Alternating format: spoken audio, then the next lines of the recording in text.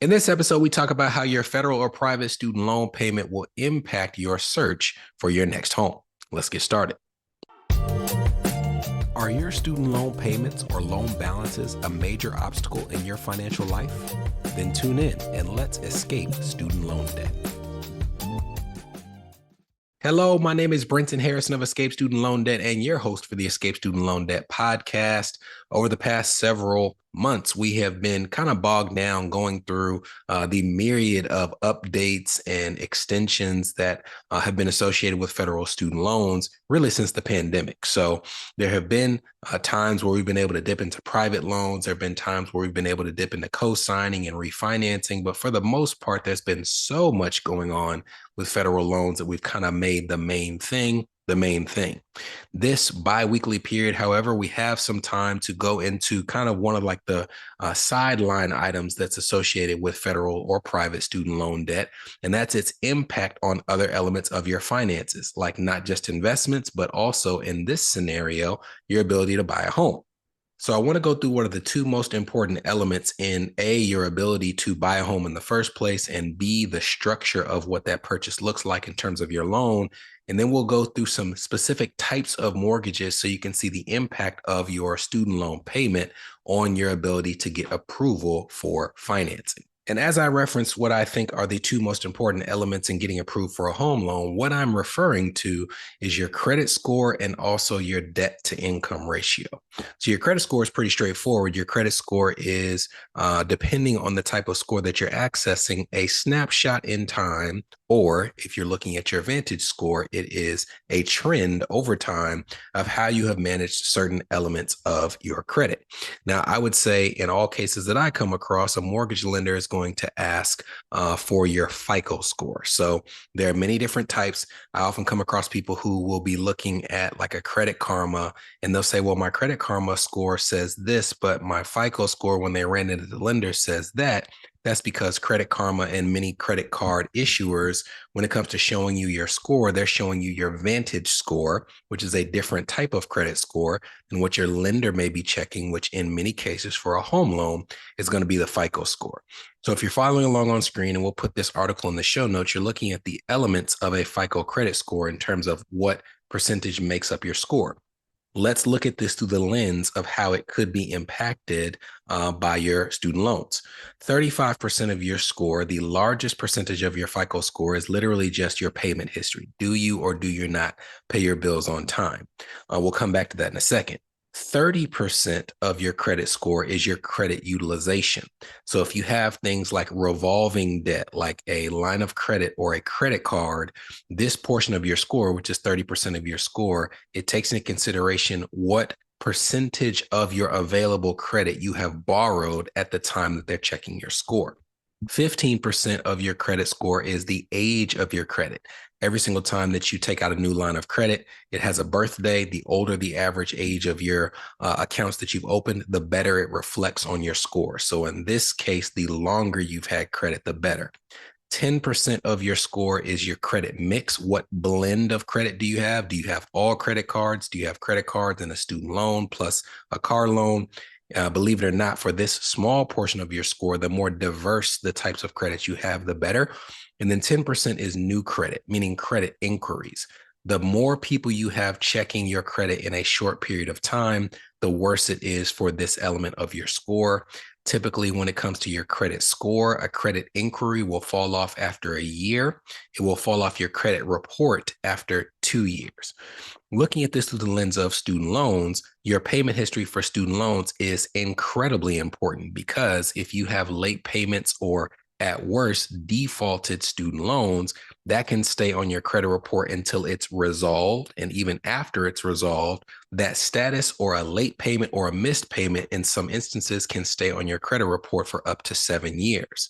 The payment history in terms of a defaulted status, if you're looking for a federally backed mortgage, which is really important because most mortgages that people are using when they're trying to get like a first-time home loan, they're using a federally backed mortgage. That status, because you're taking out in most cases a federal student loan, not only shows up on your FICO score, it also shows up on something called your CAIVRS report. CAIVRS stands for, if you're looking on screen, the Credit Alert Verification Reporting System.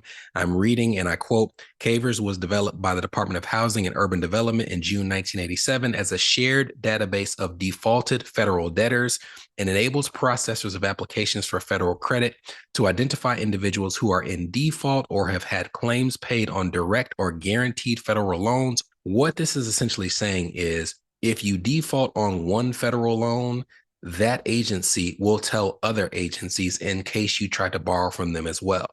And if you're trying to get a federally backed mortgage, like what most people do with a first-time home buyer loan, and you have a student loan in default, not only does that destroy your payment history, which is the largest part of your score, it also, in many cases, will make you ineligible for other federal forms of debt. So even though the rest of your finances could be pristine, if you have a student loan that's in default status, you may be forbidden from taking out a federally backed mortgage. Now let's look at the next portion. 30% of your score is your credit utilization. We talked about credit cards and lines of credit. If there is a positive to having a federal student loan that as it pertains to credit, at least, it is that student loans do not show up for credit utilization. So this 30% of your score cannot be adversely impacted by having a student loan because it only assesses revolving debt. And student loans are a type of debt that are called installment debt. And as such, they're not reflected. The next percent, age of your credit, 15% of your score. That's something where, believe it or not, because most of the time you're taking out student loans before you're in your professional career, which means you have them for a long time. That actually can help your credit score because the older the average age of your credit, the better. So it's not something in most cases that will hurt you, even though you don't want to have student loans to have old credit. In this case, it actually helps you. And then credit mix and credit inquiries, because they're both 10% of your score each, they're so small, it's not something that I'll be paying much attention to when it comes to your student loans because cumulatively they're 20%. Whereas if you just look at payment history alone, it is 15% higher than those two elements combined. So that gives you an idea of how your student loans can impact your credit score and how it always benefits you to pay things on time. And if you pay things on time as it pertains to credit, you should be okay when it comes to the mortgage process. The reason I bring up that is because credit, when you look at how it impacts your mortgage, your score determines the interest rate that you receive on the new mortgage. So we'll talk about how much you're approved for in a second. But when you have a high credit score, the only thing that it really impacts is when I look at that mortgage, am I, for example, going to pay 7.5%, or because my credit score is strong, I can pay 7%. The higher your credit score, the lower it can drop the interest rate, the more money it saves you over time. And when you're talking about a mortgage that you could have for 15 to 30 years, even a difference of half a point on a mortgage could mean tens of thousands of extra dollars that you have to pay over the course of that repayment period. It's also important that you understand, especially if you're applying for a mortgage with somebody else who may be struggling with student loan debt and have an adverse impact on their credit, that most lenders, when they have two applicants on a home loan, they take the lower of the two scores. So if you're doing great with your student loans and your credit and you have an 800 credit score, but you're applying with someone who's in default or just has a bunch of late payments and they have a 625, then they're going to go off the 625 and it's either going to make your rate go higher, or in some cases, that person's credit may be so bad that you either can't qualify for a home at all, or you have to remove them from the application and take your chances at applying for the loan on your own. And if you have to apply on your own, the next element that's crucial when it comes to student loans and your mortgage is debt to income ratio. Debt to income ratio is an expression of how much of your monthly income is swallowed up by your monthly debt payments. So for example, if I have a $10,000 monthly income and $5,000 of monthly debt payments, I have a 50% debt to income ratio. And while your credit score determines the interest rate that you may receive on your mortgage, your debt to income ratio actually determines how much you're able to borrow, because a lender does not want you to take on your new debt and be overextended. Not because they care about you, but because they want to make sure that if you're in a pinch financially, that you can pay them back first. If you're looking on screen, we'll put this in the show notes. There's an article from Bankrate that goes through how student loans can impact your mortgage. And you're looking at these debt to income ratios, and it kind of tells you what a lender will think. If you have a debt to income ratio below 36%, meaning that less than 36% of your monthly income is swallowed up by debt payments, then you're good. A lender will think that you have the ability to take on more debt, in this case, a mortgage. If your debt to income ratio is between 36% to 49%, it's okay. And they are probably going to sweat you a little bit more and ask about certain expenses to figure out if you can take on that debt. But if you're above 49%, you will not be able to qualify for that home loan. So let's say that you're straddling the fence and you are trying to get a home that's $300,000, and that $300,000 mortgage or whatever it is that you're actually borrowing would bump you up over the 50%. Your lender may say, well, you can't borrow $300,000. You're limited to $250,000 because that additional debt will keep you below our requirements for debt to income ratio. So credit determines the interest rate. Debt to income ratio determines how much you'll be approved for in terms of how much you can borrow. And this is where it gets really important when it comes to student loans, because if you'll recall, with things like income-driven repayment plans, you have a whole lot of debt that you may not be paying enough on a monthly basis to actually pay off in full. So it's very important to understand whether your lender is going to accept your income-driven repayment plan payment, or if they're going to go off the amount that's actually needed to pay off your loan in full when they consider its impact on your debt to income ratio. And after the break, we'll tell you how, based on the type of loan for which you're applying, that could be impacted. This is the Escape Student Loan Debt Podcast, a show for established professionals whose student loan payments or loan balances are impacting their marriage, their business, their credit, or their dream of achieving home ownership. We'll be right back. Are you interested in learning the tools and techniques we use to get student loans forgiven, reduced, reorganized, or expedited? Well, great news. We're currently updating our flagship course, Escape Student Loan Debt, to reflect the current changes in the student loan landscape. To stay up to date on the launch of the course and opportunities to sit in on our live recording sessions, head to escapestudentloandebt.com and join our email list now. You're listening to the Escape Student Loan Debt Podcast. Subscribe now at escapestudentloandebt.com. Welcome back. Welcome back. Before the break, we were talking about credit scores and debt to income ratios, and now it's time to talk about, based on the type of mortgage for which you're applying, how your lender will view the payment that you're making towards your federal or private student loans. And I will tell you, for private student loans, it just kind of is what it is, because with a private student loan, the payment that you're making is the payment that you're making. It's also what your lender will report to the credit bureaus. And with a private student loan, when you're applying for a home loan and a lender's trying to calculate your debt to income ratio, they're going to go off of what is reported on your credit report. And because with a private loan, it's one and the same, what your lender reports is what you're actually paying. It's kind of straightforward. Now, I will say, based on debt to income ratio, if you are someone who has gotten too aggressive in how you've structured your private student loan, there may be some relief. For example, you have people who get too aggressive and they say, oh, I'm going to sign up for a 5-year or a 7-year repayment for this student loan, because they're treating that student loan as if it's the only thing in their finances. Then they try and apply for a home loan, and their debt to income ratio is too high because partially their required or guaranteed payment that they have to make towards that private student loan is too high. So we have had scenarios where an option that a person may have is to actually refinance that loan and extend the repayment period. May not make much sense to you, but when you think about the fact that everything you do in one area of your finances impacts the other, it may, in some cases, make sense if you're trying to get into a home where instead of having a 7-year loan at 5% interest, you refinance it at what is likely going to be a higher rate, maybe 8 or 9%, but you stretch that payment out to 15 or 20 years because it will lower the required payment, lower what's listed on your credit report, and improve your debt to income ratio to the point where you may be able to qualify for the home.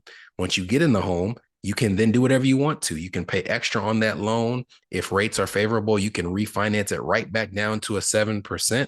But while you're trying to get that home, it's something to consider. You don't want to get too aggressive right before you buy something, because you're going to find yourself in a situation where you'll wish you had been a little less aggressive when it came to that private student loan repayment.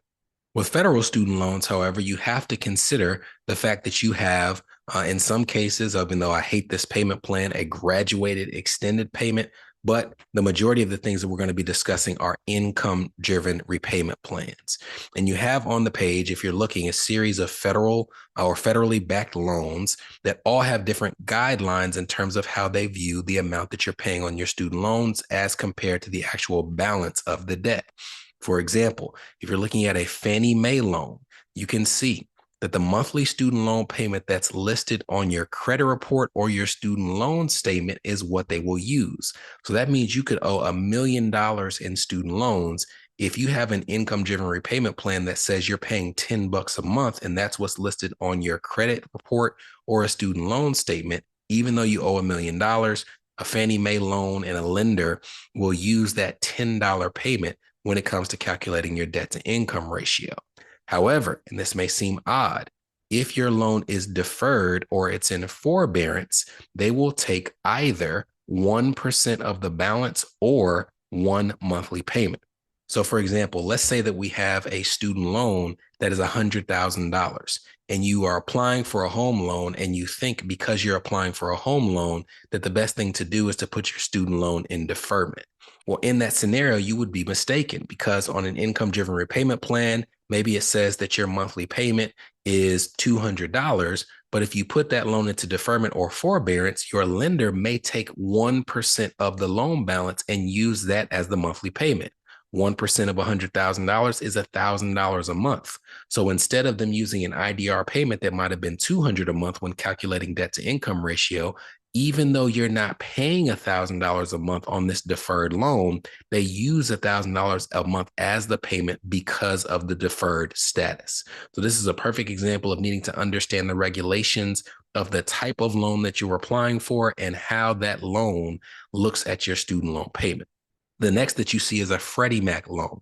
Freddie Mac uses the monthly student loan payment as it's listed on your credit report or the student loan statement. So it's very similar to the Fannie Mae, except with them, if your monthly payment reported is zero, which can be the case if you're in deferment, forbearance, or you make too little and an income-driven repayment plan just calculates your payment as zero.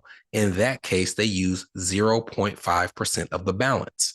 So let's assume that we have a person who may be making good money now, but because of how they're utilizing the income-driven repayment plan system, they have a payment that's $0 because maybe, before their payment was calculated, they were a resident or in training somewhere. Well, they may be paying $0 getting credit on income-driven repayment plans, but because their credit report says a $0 payment, the lender is going to take 0.5% of the balance instead.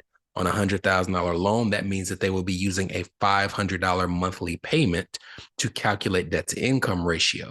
Odd as it may seem, this may be a scenario where if you find yourself in this situation, you call your student loan servicer and ask them to recalculate your payment so that it shows a balance. Because if you do that in this example, and what you have to pay based on your current income is less than $500 a month, actually having a payment that's put on your credit report will save you from them using 0.5% of your balance instead. An FHA loan, monthly student loan payment listed, credit report, student loan statement, so on and so forth. It also, if the monthly payment is reported as zero, will use 0.5% of the balance.